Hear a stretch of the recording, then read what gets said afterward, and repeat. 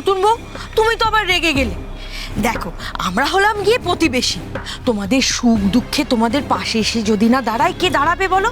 হ্যাঁ, তুমি বিপদে পড়েছো, তাই জন্যে যদি একটুখানি কিছু জিজ্ঞেস করি তার জন্য মুখটা একদম ভার হয়ে যাবে, এটা কিন্তু তোমার ভারী অন্যায়। না না ফুলবো, আমি রেগে যাইনি, আমার কিছু হয়নি, তুমি তো ঠিকই শুধিয়েছ, কোনো তোমার ভুল নেই, ভুল আমার, জানলে? এই যে তুমি যা শুধোচ্ছ তার উত্তর আমার জানা নেই।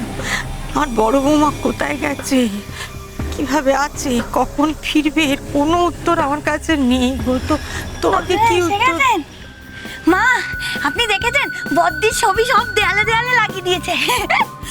একেবারে সেই সিনেমার পোস্টার পরে না হিরোইনদের, ওরকম লাগছে, কি সুন্দর। শুধু না, শাড়িটা একটু ওই ব্লু কালারের শাড়িটা পরলে বেটার লাগতো।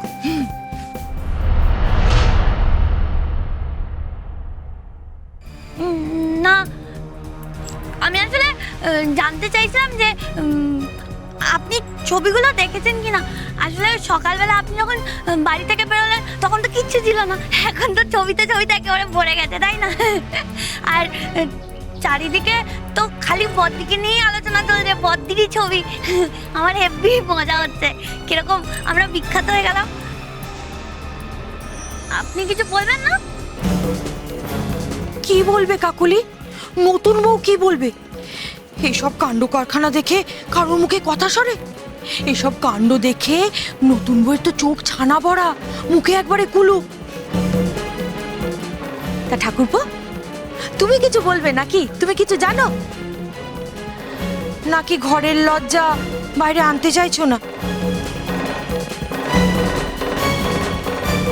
বাবা কি আর বলবে, বাবার তো বড় বৌমা।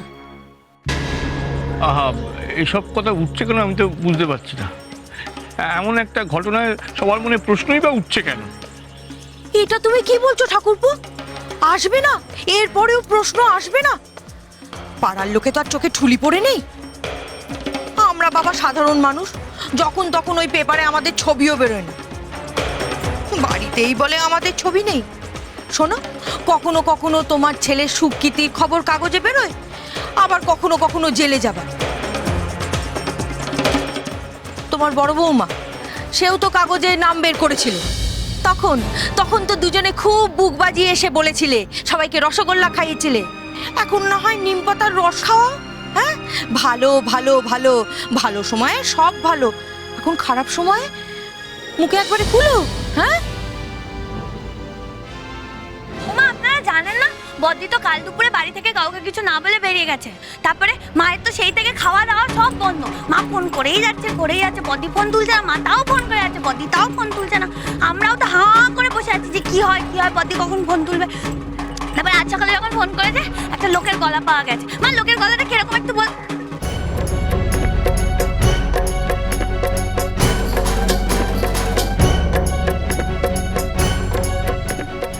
না, তারপরে আসলে মা বাবা তো খুব চিন্তা হচ্ছিল, তাই মা বাবা দুজনে মিলে আজকে সকালে থানা গেল।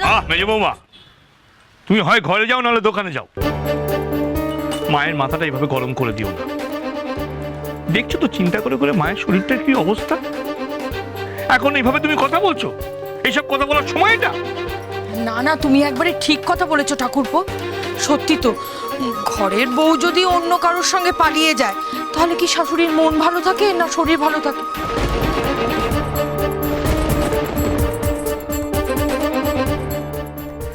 আমি আমি তোমার অবস্থাটা বুঝতে পারছি নতুন বউ, কিন্তু একটা কথা কি জানো, আমি তো তোমার নিজের লোক, তাই তোমাকে আমি সাবধান করছি। এসব কথা না এই একদম পাঁচ কান হতে দিও না, কানে কানে কত তো একবারে ছড়িয়ে পড়ে, শেষে এই পাড়া ঘরে কান পাতা দায় হয়ে যাবে। জানি গো ফুলবো, মা সীতাকেও তো রাবণ হরণ করে নিয়ে গিয়েছিলেন, মা সীতার গায়ে তো কম কালি পড়েনি। যাদের মনে কালি, তাদের কাজই যে কালি ছেটানো গো।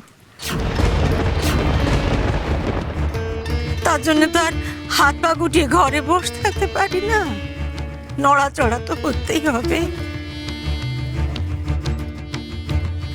ভুল কারণ নয় গো, জানলে ফুলবো, কারণ না, যারা কালি ছেটাচ্ছে তাদেরও ভুল না, যারা এই সমস্ত দেখে সব গাল গল্প ফাঁদছে মজা করছে তাদেরও ভুল না। ভুল আমারই।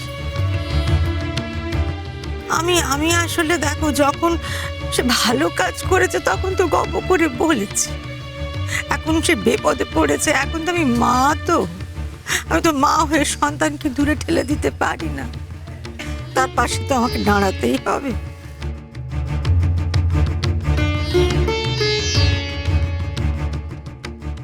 ও বাবা, হ্যাঁ, ভালো কথা বললেও যে গায়ে ফসকা পড়ে দেখছি।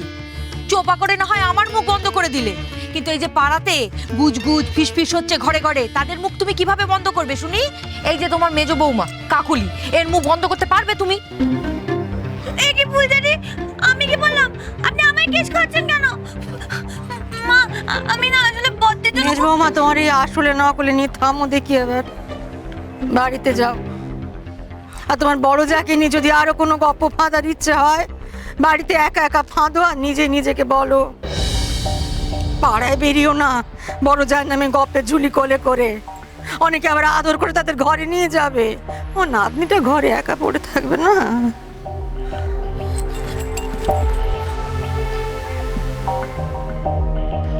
হ্যাঁ গো, বলি তুমি আবার দাঁড়িয়ে রইলে কেন? চলো বাড়ি, চলো চলো। বাড়ি না ঘোষমশাই, বাড়ি এখন আমার যাওয়া হবে না জানলে, অনেক কাজ বাকি পড়ে আছে। যে কাজ? কাজ মানে আবার কি কাজ? আমার বাড়ির বউকে বাড়িতে তুলে তবে আমার শান্তি, জানে। ভবানীর বউরা যে বেচাল করে না, তা তোমাকে প্রমাণ দিতে হবে। তারপর কার কালি ছেটানোর কত জোর আমি দেখবো। এই দেখো, আবার কোথায় চললে তুমি? উফ, এই মানুষটাকে নিয়ে না পড়েছি মহা মুশকিল।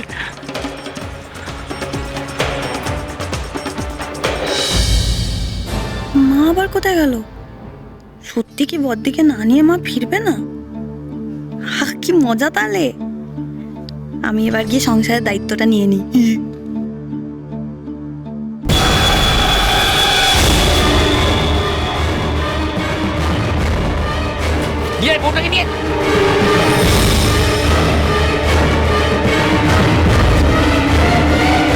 তাড়াতাড়ি তাড়াতাড়ি তাড়াতাড়ি।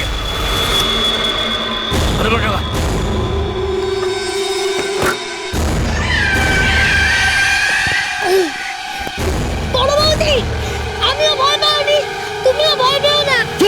একদম চুপ, মানে ঠান্ডা করে দেবো। আমি ঠিক আছি, তুমি একদম চিন্তা করো না বড় বৌদি। আমি জানি ছোট, তুমি আমার সাহসী ভাই, তবে আমাদের সবাইকে আর একটু সহ্য করতে হবে, নাহলে আমি সবাইকে বের করে ওই জল্লাদকে সাজা দিতে পারবো না। যে করে হোক ওই শয়তানকে তার নিজের জায়গায় পাঠিয়ে তবেই আমি শান্তি পাবো, তার আগে নয়।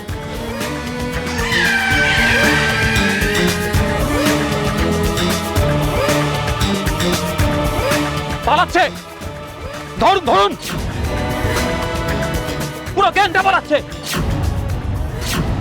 মালিক, মালিক, পুলিশ এসে গেছে।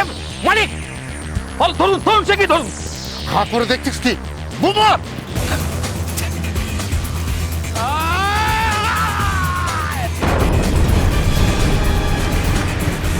আসুন।